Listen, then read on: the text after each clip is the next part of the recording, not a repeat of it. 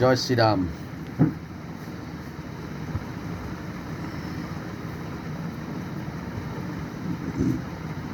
আমরা জিতেছি ঠিক আছে, এবং একটা যে পরিমাণে আমরা সিট নিয়ে এসেছি, আমার মনে হয় তাতে কারো বেশি উৎফুল্ল হওয়ার কোনো কারণ আছে। এখন যেটা করা উচিত আমাদের, সেটা আমাদের যে সংগঠনটা ছিল না সেইভাবে, সেই অর্থে এই 4 তারিখের আগেও, এখন সংগঠনটাকে আরও মজবুত করা, এটাই আমাদের লক্ষ্য হওয়া উচিত। একে অপরের পিছনে কাঠি না মেরে, জেলা অফিসে পড়ে না থেকে, আমার মনে হয় নিজের পাড়ায় কাজ করা, নিজের সংগঠনটাকে মজবুত করা, এটা হওয়া উচিত। That's it.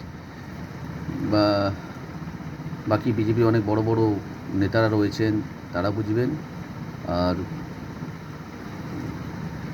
আমি এখানে কিছু কমেন্টস করে লাভ নেই। আমার শুধু এটুকুই বলা যে জিতেছি বলে এই নয় যে এটা ভেবে নেবেন না যে আগামী বিধানসভাতে আমরা আজকে 208, কালকে 280 নিয়ে আসবো। হবে না, এরকম ভেবে নিলে হবে না, কাজ করতে হবে। আশা করি নিশ্চয়ই সবাই করছেন, সেটা চালুও করে দিয়েছে আশা করি। তো যেটা আমার মেন বলার জন্য আজকে ভিডিওটা করা, সেটা হচ্ছে যে মমতা ব্যানার্জি আবার নাটক শুরু করে দিয়েছে। আমি তো তাকে বহিষ্কৃত মুখ্যমন্ত্রী বলছি। তার কারণ হচ্ছে ও কিন্তু রেজিগনেশন দেয়নি।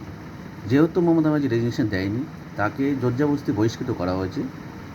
তো তাকে আমি এক্স চিফ মিনিস্টার বলতে পারি না, তাতে যে যাই মনে করুক, তাকে বলা হবে বহিষ্কৃত মুখ্যমন্ত্রী।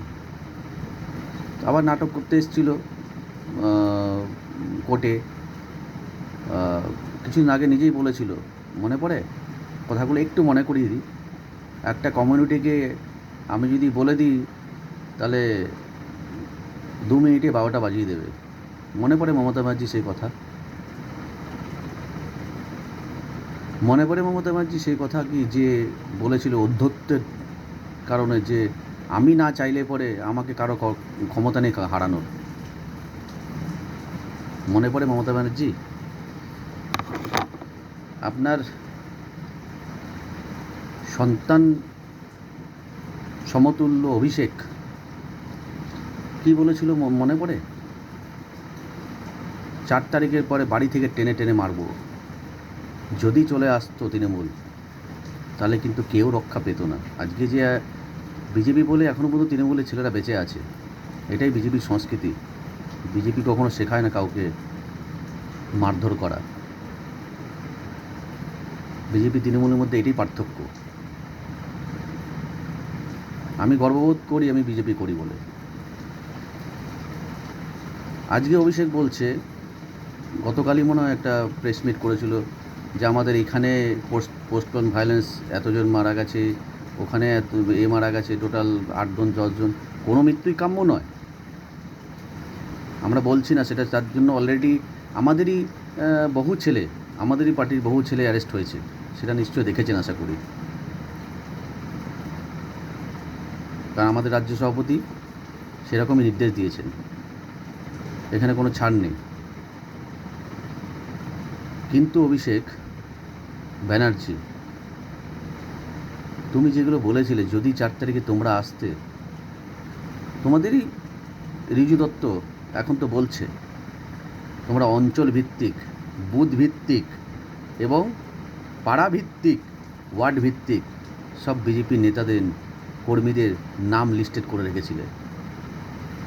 এতদিনে অন্তপক্ষে তোমরা তো বলছো 10 জনের মতো গেছে, এতদিনে 300-400 হাফিস হয়ে যেত। বিজেপির কর্মীর লাশ হয়ে যেত, লাশ পড়ে যেত 300-400, যদি তোমরা করে আসতে। আর এবং তোমাদের যেটা মূল ছিল, লক্ষ্য ছিল, সেটা এটাকে গ্রেটার বাংলাদেশ করার, যেটা তোমরা করতে পারলে না। এটা তবুও বলছি, তৃণমূল নেই, তৃণমূল চলে গেছে, তৃণমূল আর জীবনে ফিরে আসবে না। যতই লাফালাফি করুক, তৃণমূল আর ফিরে আসছে না। তৃণমূল শেষ। কারণ একটা পাড়া, তৃণমূল হচ্ছে একটা ক্লাব। কত ক্লাব বন্ধ হয়ে গেছে, ঠিক সেরকম এই ক্লাবটাও বন্ধ হয়ে গেছে, অলরেডি বন্ধ হয়ে গেছে, আর নেই। তৃণমূল আর ফিরে আসছে না। অতএব অভিষেক, তুমি যে নীতি কথাগুলো বলছো, তোমার পিসি বা পিসিমা হাইকোর্টে নাটক করতে গেছে। আমি তো বলবো আগে হাইকোর্টে জজ সাহেবকে যে উনি কবে ওকালতি পাস করেছেন, কোথা থেকে পাস করেছেন, এইগুলোকে যদি একটু জজ সাহেব যদি অর্ডার দেন যে ওই সার্টিফিকেট বার করা, ওনার কত সালে পাস করেছে, কোথায় প্র্যাকটিস করেছে, তাহলেই বোঝা যাবে। উনি তো ডিলিটও পেয়েছেন, উনি কোথায় বিদেশে কোথায় গেলেন, গিয়ে সেখানে নাকি ডিলিট পেয়েছেন।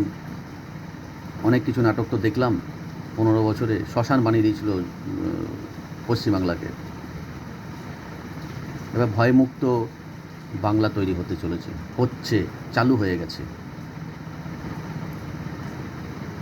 তো অভিষেক, তোমার মুখে এই নীতি কথা মানায় না, আমি তোমাকে বলছি। কারণ তুমিই বলেছিলে যে 4 তারিখের পর দেখে নেব, 4 তারিখের পর ঘর থেকে বার করে মারব। তুমি মেমারিতে এসে বলেছিলে, আমার মনে আছে। তো তোমরা সেটাই করতে। এতদিনে কত লোক, বিজেপির কত কর্মী যে ঘরছাড়া হয়ে যেত, কত কর্মীর যে লাশ পড়ে যেত, তোমরা আসলে রক্তগঙ্গা বয়ে যেত। কিন্তু সে অর্থে কিছুই হয়নি। যদিও আমি আবারও বলছি, কোনো মৃত্যুই কাম্য নয়, হওয়া উচিত নয়। এবং আমাদের সম্মানীয় রাজ্য সভাপতি শ্রমিক ভট্টাচার্য মহাশয় শক্ত হাতে দমন করেছে। বিজেপি আছে বলে তোমাদের কর্মীরা এখনও বেঁচে আছে বহু জায়গায়, সব জায়গাতেই, সব ক্ষেত্রে জামাই আদরে ঘরে ফেরানো হচ্ছে, যেটা তোমরা আসলে করতে না। সুতরাং নীতি কথা বলবে না। হাইকোর্টে গিয়ে বলছে যে আমাদেরকে, তোমার পিসিমণি বলছে যে আমাদের পারমিশন দিচ্ছে না। তোমরা কটা পারমিশন দিয়েছিলে? সুগন্ধিতকে কতবার যেতে হয়েছিল পারমিশন করানোর জন্য হাইকোর্টে? কতবার দৌড়াতে হয়েছিল? এখন ভুলে গেলে তো চলবে না। তারপর আমরা প্রতিহিংসা রাজনীতি করি না, আর সেটা হবেও না। যেটা আইন মাফিক যেটা হবে সেটাই হবে।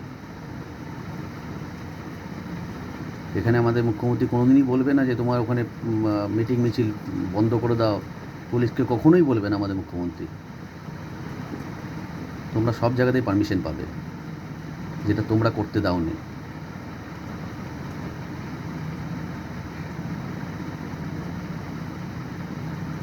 মমতা ব্যানার্জি সেই ভোটের আগে উস্কানিমূলক কথাবার্তা কোনোদিনই ভুলবে না হিন্দু সমাজ, কোনোদিনই ভুলবে না।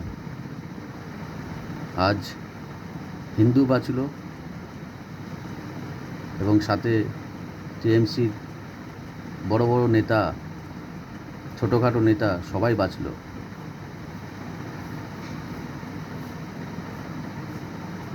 সুতরাং আগামী দিনে কোনো নীতি কথা বলার আগে 10 বার ভাববে যে 15 বছর তোমরা কী করেছো, ফ্ল্যাশব্যাকে দেখবে, তারপরে কথা বলবে।